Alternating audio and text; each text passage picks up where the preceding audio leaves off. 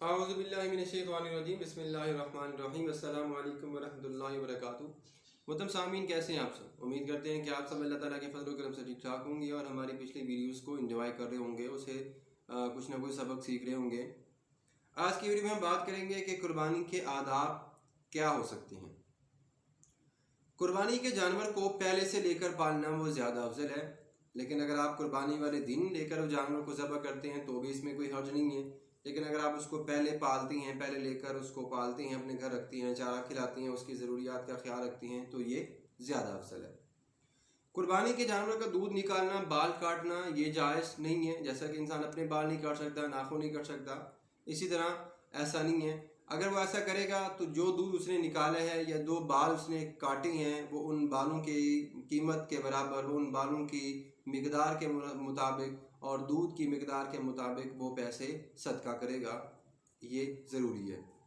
कुर्बानी से पहले जानवर को खाना पिलाना खिलाना चाहिए, चारा वगैरह जितना वो खा सकता है, पानी वगैरह जितना उसने पीना है।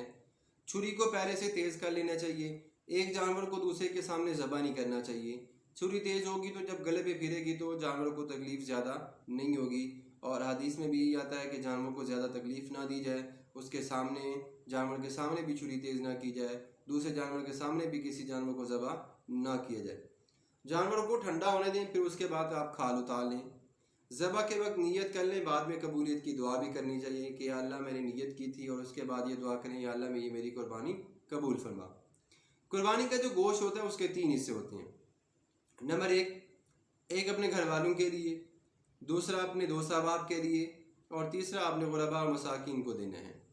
एक अहम मसला ये भी होता है कि अगर आपसे पूछा जाए कि कुर्बानी कितने दिन हो सकती है, तो आप कम अज़ कम 3 दिन तक, मतलब एक तो 10 ज़िलहज का दिन हो गया जो कि कुर्बानी का दिन है, ईद का दिन है, उसके बाद 2 दिन अगले जो तीसरा दिन है उसकी आप असर तक कुर्बानी कर सकते हैं। तो 3 दिन तक।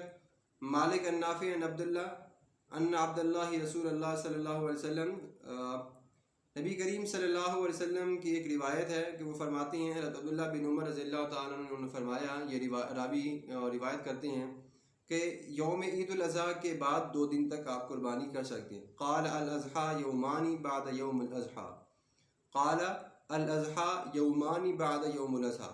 हज़रत अली रज़ियल्लाहु ताला अन्हु से भी यही रिवायत मौजूद है कि कुर्बानी यौम ईद उल अज़हा के 2 दिन बाद तक आप कर सकते हैं। मुअत्ता इमाम मालिक में ये रिवायत मौजूद है। और कुर्बानी 3 दिन तक हम कर सकते हैं, और यही अहनाफ का मसलक भी है। अल्लाह तबारक व तआला हम सबको सही तौर पर अमल करने की तौफीक अता फरमाए, हम सब की कुर्बानी कबूल फरमाए और हम सबको कुर्बानी भी करने की तौफीक अता फरमाए। आमीन व मा अलैना इल्लल बलागुल मुबीन।